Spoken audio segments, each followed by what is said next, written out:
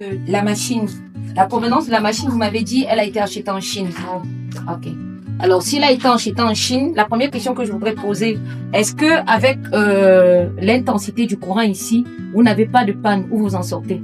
Bon, depuis qu'on a mis ça en place, Oui. on n'a jamais utilisé l'électricité. C'est avec ce groupe. Ok, vous travaillez essentiellement avec un groupe. Ok. Et avec le groupe, vous n'avez pas de problème? On n'a pas de problème. Sauf si le groupe tombe en panne. D'accord. Et combien de fois le groupe est tombé en panne? Le groupe est tombé en panne. Une seule fois. Tout. Okay. D'accord. Alors, maintenant ici, je voudrais revenir également sur tout ce qui est placé. Parce que là, on verra qu'ici, ce sont tous les blocs qu'on a eu, qui derrière la fabrication, n'est-ce pas, ont eu des problèmes. Donc, vous verrez avec moi ici, comme je disais tout à l'heure, que derrière la granulométrie qui n'est pas équilibrée, vous voyez que vous avez des très très gros morceaux. Ils ne peuvent pas s'attacher. Vous voyez, non. Donc, du coup, ce que vous avez fait, vous aurez beau terminer quand vous voulez porter. Je suppose qu'une fois que vous voulez porter, quand c'est sec, ça se cassait. Voilà. Ça va se casser pourquoi? Parce que derrière la composition mécanique, vous n'avez pas respecté les dosages et les proportions pour chacun. Parce qu'ici, ce qu'il faut faire, c'est quoi? Lorsqu'on a prélevé le sol, on l'a pris, il y a des tests institutionnels qu'on fait. On met la terre dans le bocal, on met de l'eau. La lecture se fait après 2-3 jours, en fonction du type de terre de la région. Et maintenant, on prend les grammages, on insère dans un triangle ternaire. La lecture du triangle ternaire nous donne la proportion d'argile, de limon et de pratiquement sable que vous avez dans la terre.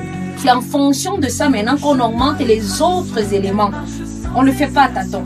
Et maintenant, lorsqu'on prend maintenant et on met ça, on vous donne maintenant les dosages précis et stricts que vous aurez pour fabriquer votre bloc.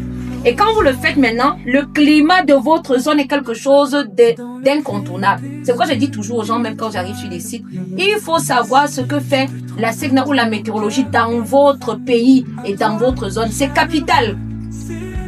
Et ça maintenant, ça vous permet également, lorsque vous êtes au niveau pratiquement de la stabilisation, de savoir comment, quand vous mouillez, ça se comporte. Je vous prends un exemple très simple. Nous sommes dans le nord, le climat est d'abord très chaud. Il est clair que si je suis dans la fabrication de blocs ici, la teneur en eau ne peut pas être la même que si j'étais dans le sud, si j'étais à l'ouest, n'est-ce pas? Si j'étais dans le nord-ouest, si j'étais dans le littoral, il y aura une différence énorme en teneur d'eau. Et l'eau que vous voyez dans la composition de bloc est un élément capital, un facteur primordial. Vous l'échouez, vous passez à côté. Au lieu d'avoir les briques, vous aurez les biscuits. Et on aura le résultat que vous avez derrière. Je t'en prie, viens un peu filmer, voir. Pour que les gens regardent le nombre de casques qu'on a. J'essaye de montrer jusque l'autre bout là-bas.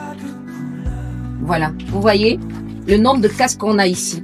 Et maintenant, derrière tout ce que vous avez comme éléments qui sont cassés, vous pouvez, si vous avez pratiquement la mesure, la maîtrise de ce que vous faites, récupérer ces blancs.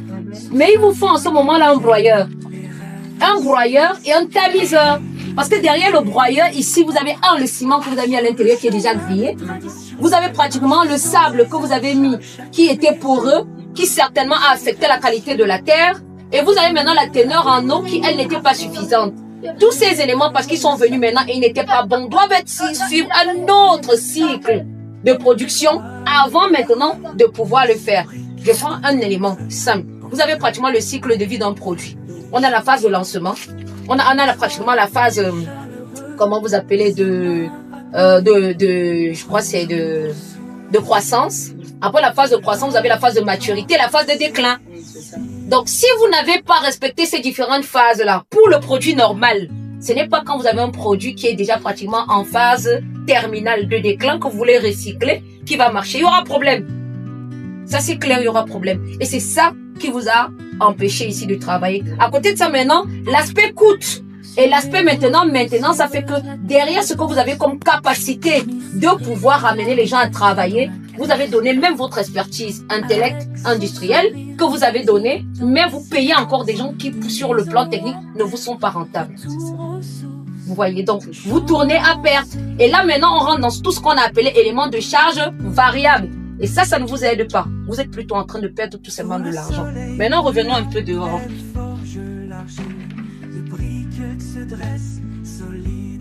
Dehors ici, au niveau de ces blocs, ce qu'on peut encore faire ici pour attraper tout ce qu'on a là, c'est pratiquement les éléments de tirage de joint.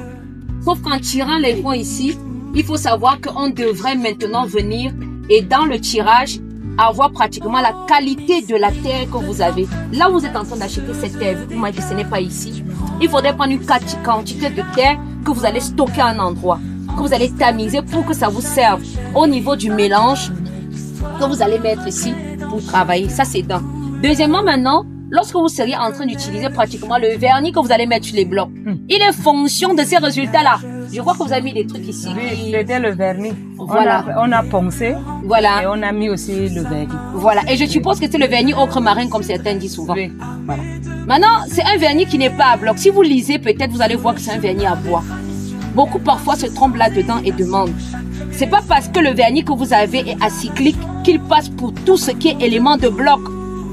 Regardez tout ce que vous avez eu comme résultat de par le passé avant de l'appliquer à quelque chose. Vous et moi, on voit.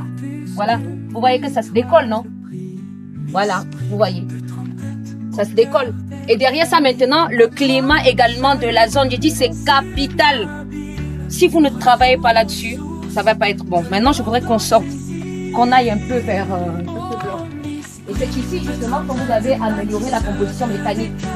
Sur, n'est-ce pas, les dosages, comme a dit votre fils tout à l'heure. Oui. Vous et moi, on convient que le bloc est nettement plus solide, Oui, même si, par rapport au premier, Mm-hmm. même si, n'est-ce pas, au niveau de la répartition de tout ce qui est élément de grammage, on n'a pas respecté. Mais au moins, vous avez quelque chose de solide qui, Oui, c'est ça. qui ne se détériore pas comme ça. Mais on peut avoir quand même ceci, pour savoir que, ben voilà, on a, par exemple, fait un mélange qui n'est pas. Donc, comme je dis, il y a le tamisage sur lequel il faut revenir, le respect des proportions et tout ça. Mais maintenant, lorsque vous le levez avec du ciment comme ceci, c'est beau, hein? Mais il faut savoir que lorsque vous venez dans les éléments de finition pour le tirage des gens, vous allez faire comment? Il y a problème. Parce que si vous venez vous faire tirer ça, la maison ne sera plus belle, sauf si vous avez prévu de la crépir. Et maintenant, lorsque vous la faites même encore comme ça, si vous voulez crépir, on ne crépit pas une maison en briques comme si on faisait le crépissage d'une maison en parpaing. Ça fait plus de dépenses encore. Parce qu'ici, si vous aviez éliminé ceci, et si vous étiez parti avec la même pose à sec que voilà, Oui. vous auriez eu un gain en termes de dépenses. Oui, c'est ça. Et vous auriez eu encore une beauté en termes de ceci, de décoration, même au rendu final. Et même derrière, pratiquement l'isolation thermique du bâtiment et le filtre acoustique, vous aurez eu quelque chose de nettement meilleur. Nettement meilleur.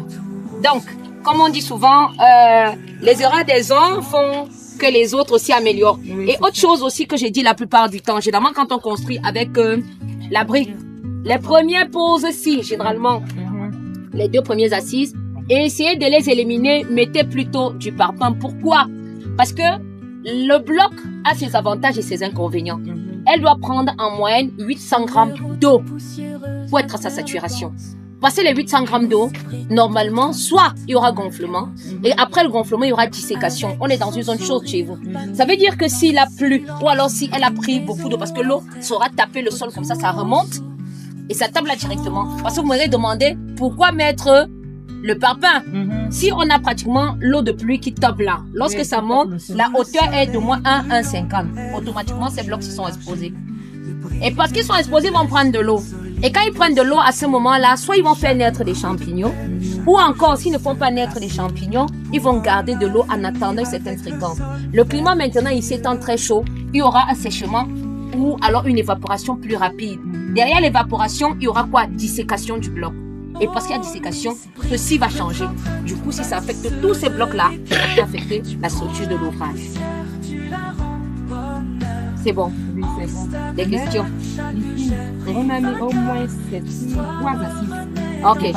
Oui. 3 assises. Donc, on s'est dit donc. Ici, donc, les 3 assises que vous avez mis ici, c'était pour monter avec votre fondation. C'est ça, non? Oui. Voici, on suppose que c'est... Mais elle, c'est qu'elle dit, Oui. on annule les deux, on met d'abord première assise les parpaings avant de commencer. Là, ça devait être Les parpaings. Parpaings. Voilà. Parce que ce que vous avez fait ici, c'est sortir votre fondation de terre. Oui. Ici, on est au niveau de l'hérissonnage. Nous avons compris. Et lorsque maintenant on est sorti, alors on le lève et on part. Parce que même quand vous allez finir la maison, vous avez ce qu'on appelle les salissures d'angle, qui généralement sont censés masquer toutes les irrégularités ou encore les éléments, n'est-ce pas, qui, eux, peuvent permettre de rendre le bâtiment encore plus beau. Et maintenant, à l'intérieur de la maison, vous et moi, on convient que quand on construit avec le bloc, c'est sombre. Alors, si c'est sombre, il faut des éléments qui vont permettre qu'il y ait dualité et qu'il y ait un rayonnement. Et pour qu'il y ait ce rayonnement, ce sont ces bandes-là qu'on fait passer et sur lesquelles on passe des éléments de peinture, soit blanche ou d'une autre couleur, qui font que la maison soit beaucoup plus jolie, attrayante. Donc voilà pourquoi à ce niveau vous avez ça. Vous avez des questions? Donc ici, ma tante qui a compris, il a joué il saura donc comment, si c'est lui qui va venir la finition, Ah oui. il saura donc comment Dessus. Voilà. À supposer, vous et moi qui va mettre la peinture et qui va gicler. Les épaisseurs ici ne sont pas régulières. Vous auriez des bandes qui ne sont pas régulières. Ça fait pas Comme... Vous voyez? Alors, si c'était le cas, il aurait pris peut-être une règle ou alors avec des épaisseurs réguliers, il aurait mis son mortier pour aligner partout. Et après, maintenant, une fois qu'il a fait, il serait venu mettre le blanc. Ça, c'est d'accord. Nous sommes d'accord. Mais maintenant, quand il va le mettre, comment est-ce qu'il fait pour laver ces blocs-ci? Parce que lorsqu'on vient au niveau des finitions, tout ce que vous voyez là, dans le tirage des joints et tout ça, ces blocs, ils sont lavés à de l'eau. Ils sont lavés à de l'eau même et ils prennent même beaucoup plus d'eau à la phase de finition qu'à la phase, n'est-ce pas, pratiquement d'élévation. Donc ça, ce sont des éléments parfois quand on ne connaît pas. Ben, je ne veux pas dire qu'on se fait berner, mais on tombe une fois et puis la prochaine fois quand on sait, on ne peut plus tomber. Voilà, on se relève. Et puis on apprend pas sans se tromper aussi. C'est ça. Voilà, il faut se tromper pour pouvoir avancer. Donc voilà. Le début qui est difficile, Oui. mais avec le temps. Voilà, non mais ça va aller. On suppose que derrière ce qu'on a fait, on va travailler ensemble. On va échanger. Je suis très contente quand j'arrive, je vois une femme comme moi dans le domaine. Merci beaucoup.